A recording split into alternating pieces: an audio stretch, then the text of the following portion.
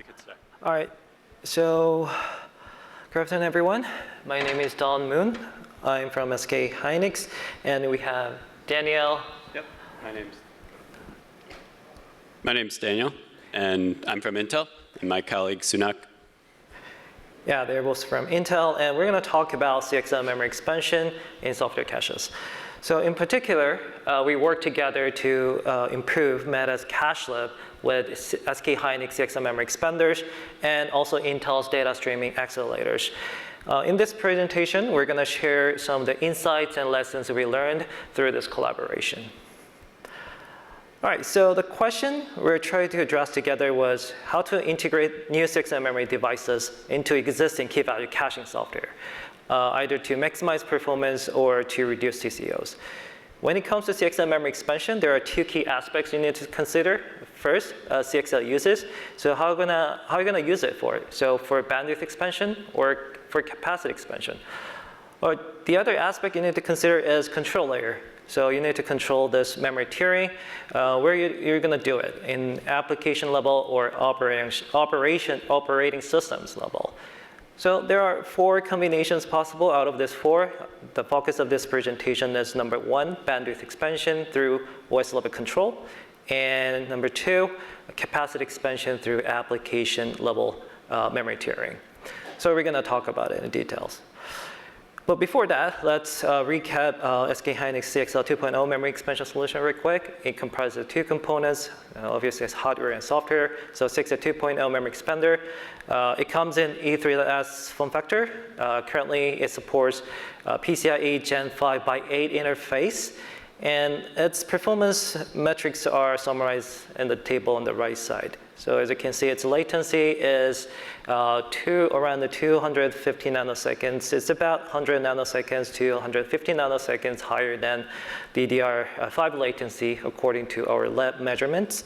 And its bidirectional bandwidth is up to 27 gigabytes per second, which is compatible to DDR, one-channel DDR bandwidth.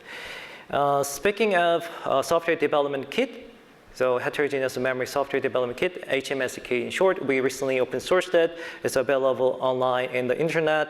It consists of tools and APIs that facilitate CXL memory expansion. So we offer these explicit APIs for developers to use to allocate specific data structures to either DRAM or CXL memory explicitly. And we also support OS level control, which is based on bandwidth-aware page interleaving, which I will talk about in detail later. So basically, like I briefly mentioned, CXL memory can be deployed in 2 ways, either as bandwidth memory for bandwidth expansion or capacity memory for capacity expansion, or both. So let's talk about this concept a little bit in depth. So bandwidth memory expansion, it treats CXL memory as the same tier as DRAM. And basically, it leverages CXL lanes as additional DDR memory channels. And OS level interleaving across DDR CXL interfaces is required, and it has to be done smartly. And most cases, the objective of doing this is to gain high performance through total system memory bandwidth expansion. Capacity memory expansion, on the other hand, it treats CXL memory as a slower tier memory explicitly. And like I mentioned at the beginning, we could do memory tiering through OS level, in the OS level, or application level. In most cases, objective of doing so, the objective of capacity memory expansion is mostly achieve compatible performance to DRAM-only system through hot-cold data tiering. All right, so speaking a little bit of our target application, software key value caches. On the right side, we have its typical deployment in the data center environment. So in this case, so we have web service serving requests from users, and there's this backend database, which web service fetches data from backend database, and of course this database is slow, so you can place key value caches in the middle between web service and database, so that you can reduce response time and increase the web service throughput. So among many open source key value caches available, we chose CacheLib. CacheLib is an open source key value cache developed by Meta. and it's offered as a C++ library. Now, for detailed information, please refer to CacheLib's official website. So far we've covered all the backgrounds required to understand what we're doing. So let's first talk about the first approach we mentioned. So CacheLib memory bandwidth expansion through OS level control, or HMSDK in our case. So to make a long story short, basically what we did is as follows. We ran CacheLib on HMSDK kernel with bandwidth-aware page interleaving feature enabled. So what's happening underneath is when CacheLib instance is initiated and up and running, HMSDK kernel first scans the underlying memory configuration. And in this case, we assume that there are 4 memory nodes, node 0 being DRAM node, and nodes 2, 4, 6 being CXL memory expanders.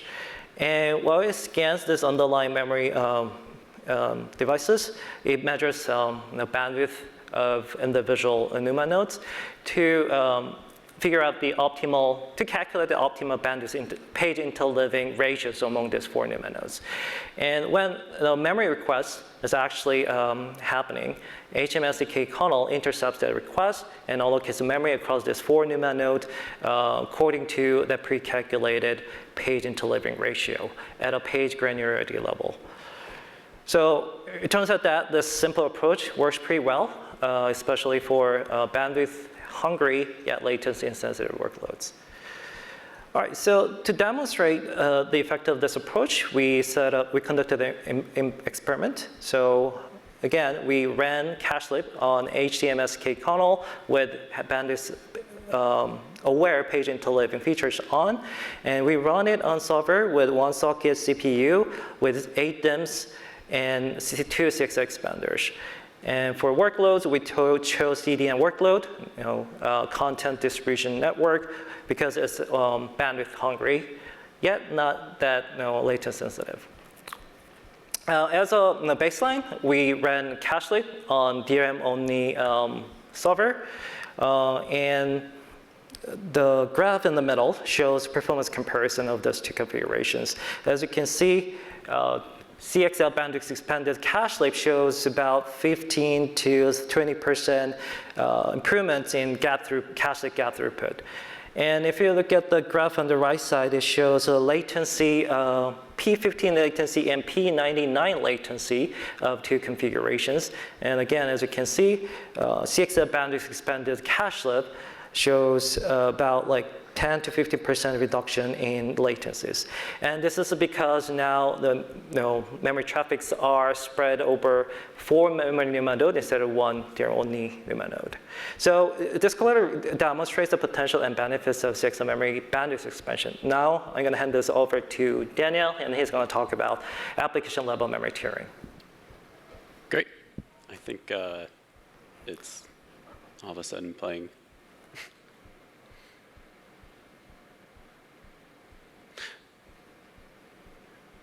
Why is it?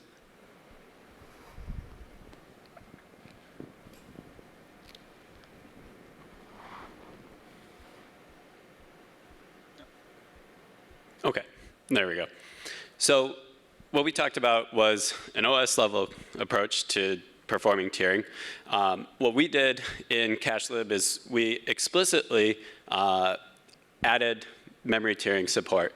So the way CacheLib works is it has a memory allocator for each tier, and each tier has its own slab memory allocator bound to a particular set of NUMA nodes. Each tier has its own eviction list, right? So items are evicted from tier 1 to tier 2 according to some configurable eviction policy. We use LRU by default, but other policies are supported. And then what we do in order to reduce the overhead of this eviction is we perform them in background. So we added some background threads to move items transparently among the tiers. So you don't know if your data is residing in DRAM or CXL. And we can also do this in batch in order to reduce the overhead. Our fork is available on GitHub, and we use the develop branch as our active branch as well. So when we do this the biggest overhead that we found is moving this data among the tiers, and we do this in batch. We found this as a great opportunity to leverage some Intel-specific hardware that Sounak's going to talk about. Thanks, Daniel. Oh, it's again going. Yeah. All right. So I'm going to focus on Intel Data Streaming Accelerator, or DSA as it's more commonly known as, and how we are leveraging it to get improvements in allocation tail latency and CPU usage for the multi-tier CacheLib using the background batch eviction. So for those who are not familiar with DSA, it's one of the accelerators that is available on Intel 4th generation Xeon Sapphire Rapids. It's also there on the Sierra Forest as well. So we are focusing on off CPU batch data migration to offset some of the overheads that we are facing with the CPU-based memory copy. All right, so there are three main ways that we are performing this eviction process. One is the pure CPU-based mechanism, where that is the baseline for us. The other approach is using the DSA offload, doing the entire data the background batch eviction mechanism through the offline DSA mechanism. And the third approach, the approach which is working the best option, which looks to be the best option at this point, is a hybrid approach where we, for example, if the batch size is 100, we can split it into a certain portion and we offload that to the DSA. And while DSA is completing the data move, we complete the rest of the batch using a CPU-based mem move. That option reduces the overall tail latency of the background eviction process itself. And we are actually seeing good results, as I'm going to show in the next slides. All right, so a brief mention of the configurations that we are using. So we have a 2-socket, the system that we tested on, it's a 2-socket Sapphire Rapids, each with 48 cores. And it has 16 32 gig DDR5 and CentOS with 515 kernel. So the BKC is a kernel internal to Intel. We have tested with kernels after that, but that's not part of the presentation here. Apart from that, yeah, I think, so the other thing which I should mention here is we are using the CDN workload for testing. The reason we are focusing on CDN is because CDN has a bimodal distribution with fairly large item sizes.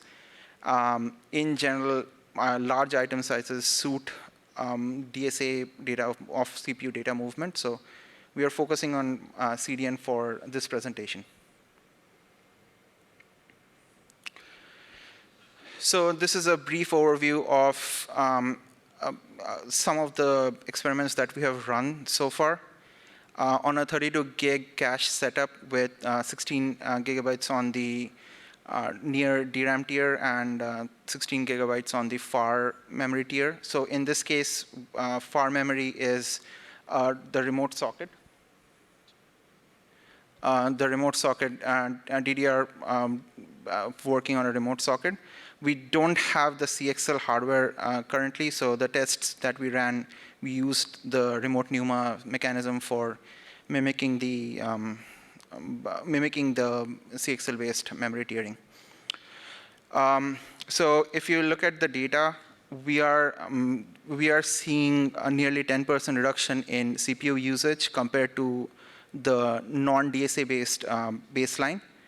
And on the allocation tail latency mentioned as set 90 and set 99 in the diagram here, we are seeing a significant improvement in allocation tail latency.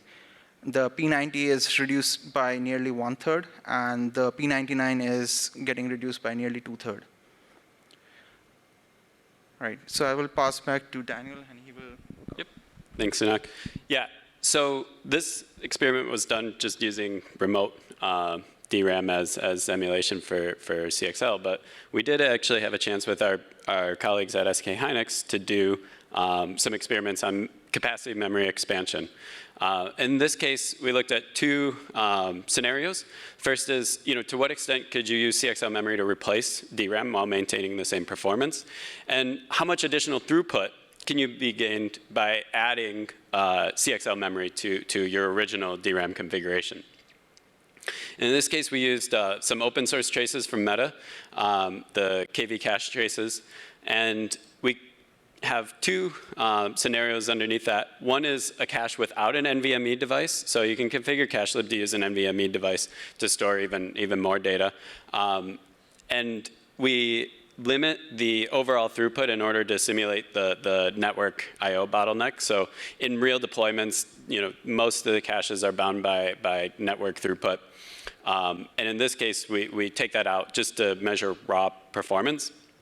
And then in case two, we add in that NVMe device to see, OK, if we were to increase the additional byte-addressable memory, how much performance improvement would we get by offloading that data that would be on an NVMe device onto a CXL memory?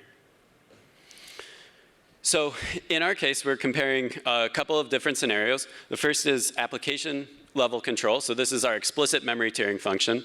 The next is OS level control. That's using HMSDK in order to control which pages are allocated to CXL memory and which pages are allocated to DRAM. And the point is, doing explicit memory tiering results in the best performance because of some of the software optimizations that we mentioned before.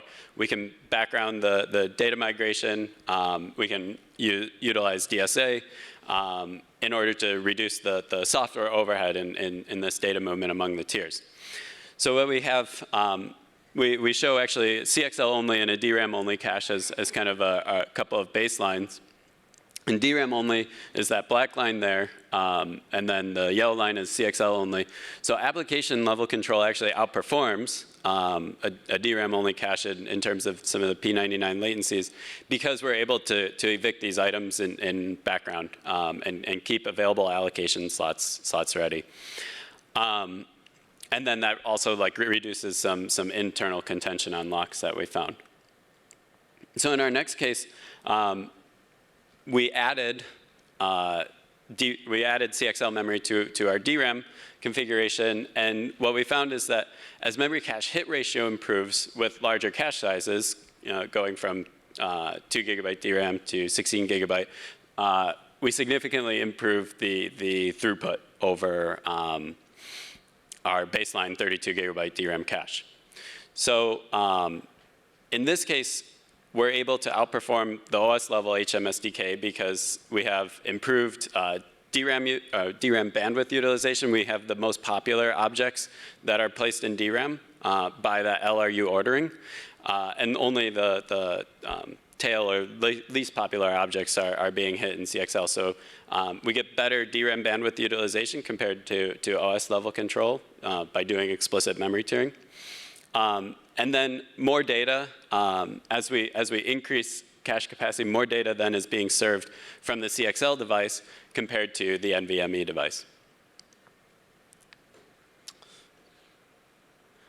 And as our call to action, we're talking about how do we, given these CXL devices, given the heterogeneous memory systems that we have now, how do we enable them?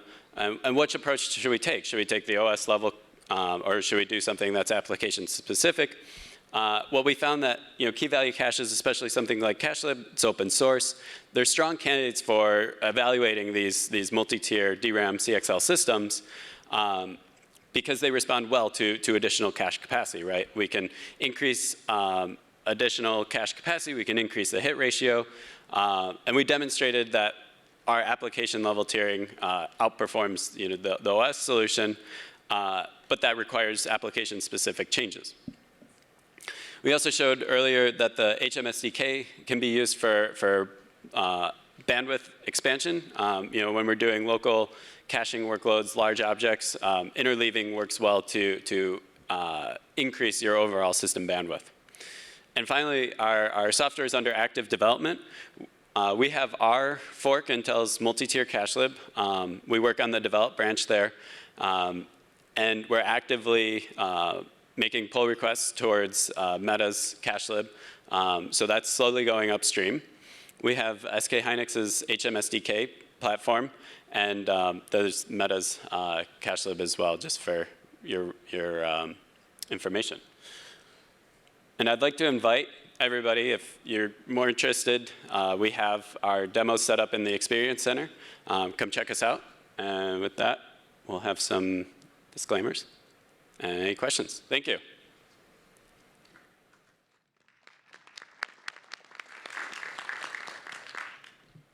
Hey, Daniel. And Hi. one question. Since this was tested with a direct attached CXL device or maybe remote NUMA, I'm curious to see if this was going through switches or additional latencies, essentially. Do you have an idea, since it's a memory device, is there a sensitivity analysis for how much latency can this live with, and at what point it starts dropping off? That's interesting. I think one thing you could do is you could set, like, our CXL memory device is directly attached to the NUMA node that we're running on, right? So we're getting about 250 nanoseconds latency. If you were to go across, NUMA nodes, I think that jumps up to like 400, for example. And we could run some experiments like that to see, how much impact on performance. Is that exactly what you're saying? Yeah. We could do that. Yeah, absolutely. Mm-hmm.